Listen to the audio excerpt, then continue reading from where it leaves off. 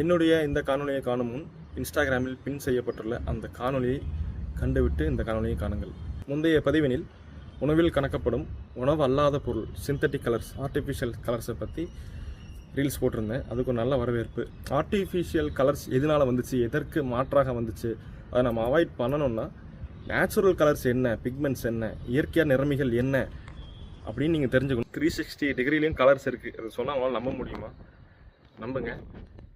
ஒரு பொதுவான ஒரு அறிவுரை கூறுவாங்க, எல்லா கலர்கள்லேயுமே நம்ம உணவை எடுத்துக்கணும், அதுதான் நம்ம உடம்புக்கு ரொம்ப நல்லதுன்னு.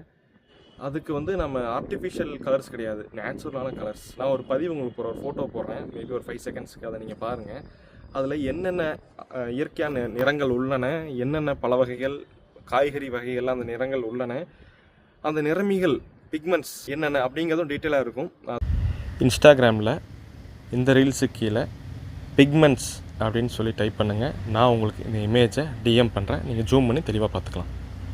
என்னுடைய ரீல்களுக்கு முதல் கமெண்ட் ஒருத்தர் போட்டிருந்தார். அதுக்கான விளக்கத்தையும் நான் கொடுக்கணும். நான் ரொம்ப சந்தோஷப்படுறேன் ஒருத்தர் கருத்து போட்டிருக்காருன்னு. அவர் ஸ்ரீலங்காவிலிருந்து போட்டிருந்தார்.